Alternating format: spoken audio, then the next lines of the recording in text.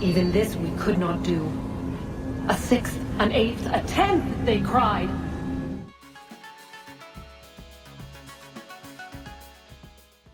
Alberto Alberti, Assassin's Creed 2.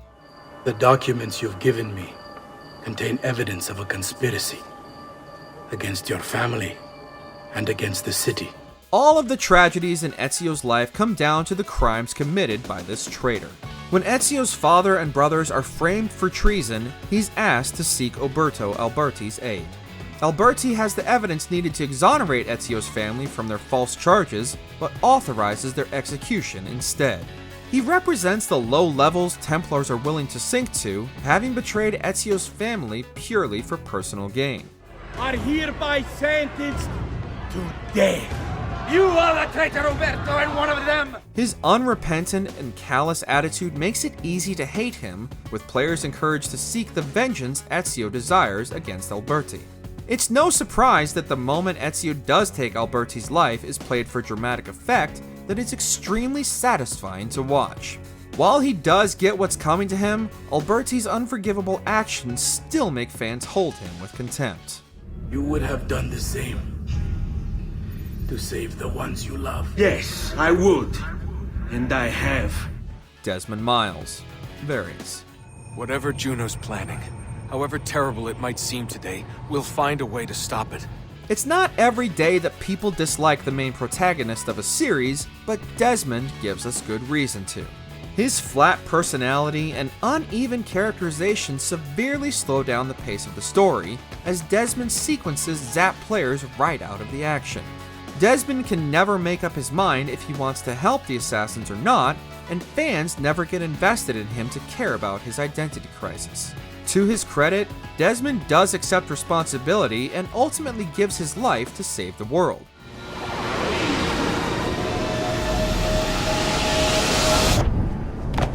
But there's always the feeling that we're forced to follow Desmond, while most would rather check out the adventures of his ancestors Altair, Ezio, and Connor. Desmond's story was so negatively received that the series tried a different present-day narrative after his death, only returning years later with a new protagonist in Layla Hassan.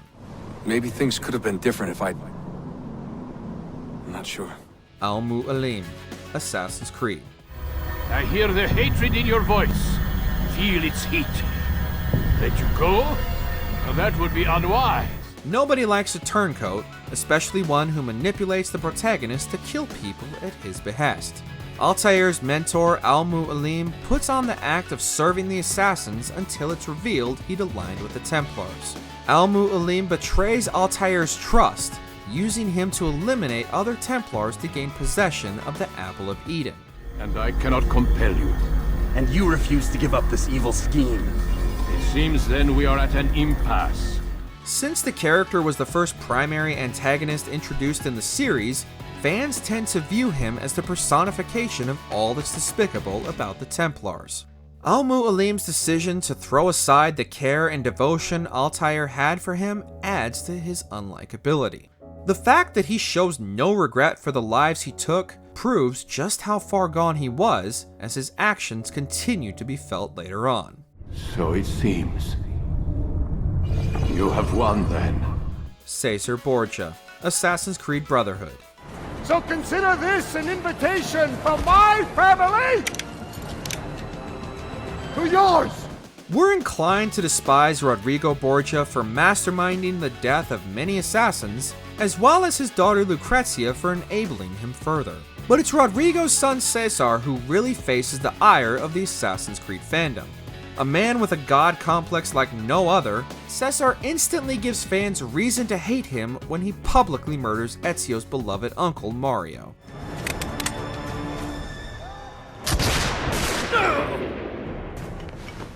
He routinely mistreats his sister and even poisons his own father, leaving no reason for anyone within the Assassin's Creed universe to like him either.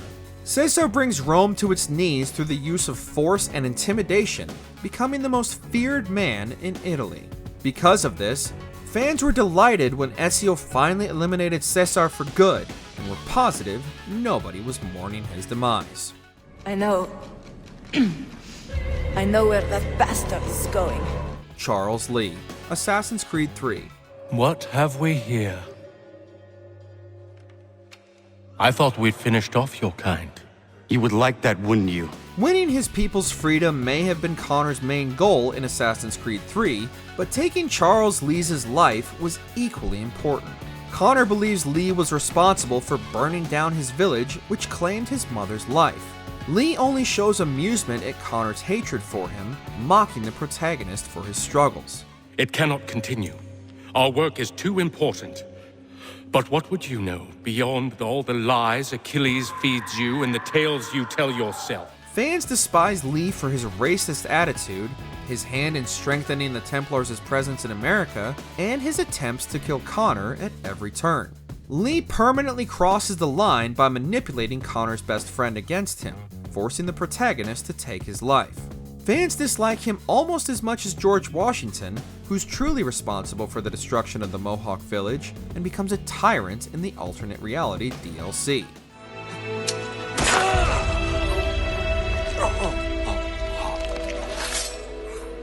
Dag Nithisson, Assassin's Creed Valhalla. To Sigurd! May he return and relieve us of you! Any character can get very annoying if their whole purpose is to cross the protagonist. Dag definitely falls under this trope. Resentful towards Eivor for her close relationship with Sigurd, Dag constantly undermines her out of sheer spite. Pretty much his entire time in the story is to challenge everything Eivor says. I do not flee responsibility for the sake of my glory. I stand firm with my people. Rendering him as a one-dimensional personality that players know what to expect from. Offering zero depth in character, he keeps making Eivor's time as the temporary leader of the clan all the more difficult. That's why it's a relief when he loses to Eivor in a duel to the death, as players are relieved of Dag's irritating presence. Eivor, you... Vieri de Pazzi, Assassin's Creed 2. I thought the Pazzi hired others to do their dirty work. It's your family that cries for guards when there's trouble, Cotardo. Vieri is a perfect example of what happens when a spoiled brat is given too much power. Serving as Ezio's original rival, Vieri is introduced as a corrupt young man who tries to kill Ezio for stealing the affections of Cristina Vespucci. Comandante! Comandante! What? Mario Auditore has invaded the city. He comes for you. His pettiness knows no bounds as Vieri makes it his mission to ruin Ezio's life and plays a role in his family's execution. Mainly though, fans hate Vieri simply for his extreme smugness, with his entitled personality and greasy mannerisms not doing Vieri any favors. Unlike most other Assassin's Creed villains, he doesn't offer a confession during his demise and insults Ezio one last time. Somehow, Vieri manages to make fans hate him even in his last breath. Hai avuto la fine che meritavi! Spero che Enough, Ezio! Warren Vidic, Various. Cut out the tumors, but fail to treat the source and, well, you're buying time at best. The main purpose of Warren Vidic's role is for players to hate him, and Assassin's Creed achieved this aspect with flying colors. Vidic is a stereotypical antagonist who keeps chewing the scenery with his villainous monologues. He has no qualms about using Desmond for his memories and killing him in cold blood, extending this behavior toward the other assassins. As the series continues, Vidic's role essentially becomes to exemplify all the negative traits of the Templars, showing up just to brag about his evil plans. Not so fast, Mr. Miles.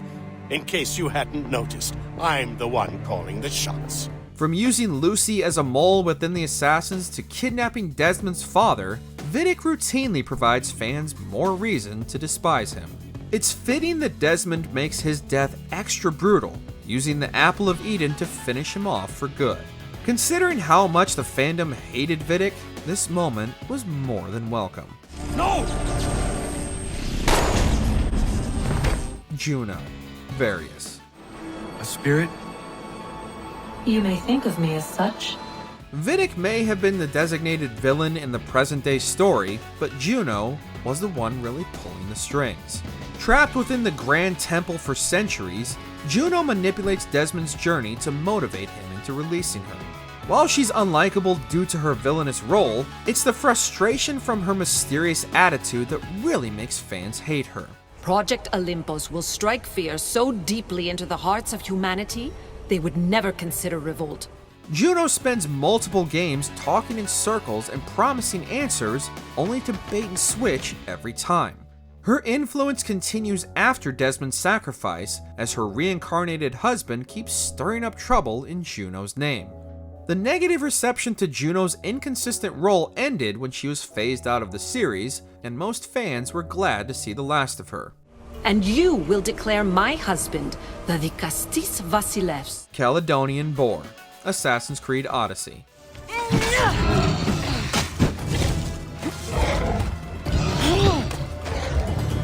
Okay, we're joking with this one, but this wretched creature did cause more than a few gamers to rage quit.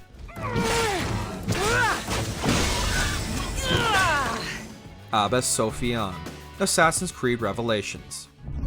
And you have wasted your life staring into that apple, dreaming of your own glory. No one could hold a grudge like Abbas could, who dedicated his life to ruining Altair's. Falsely believing Altair to be responsible for his father's death, Abbas becomes a vindictive man obsessed with revenge.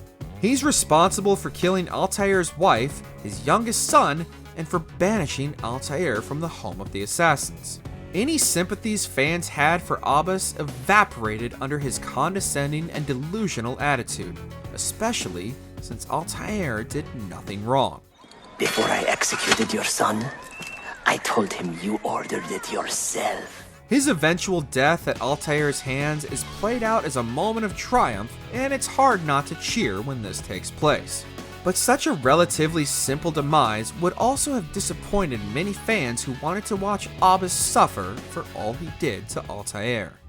And when it is your time, we will find you. And then there will be no doubts. Thanks for watching. If you enjoyed the video, there's more where that came from.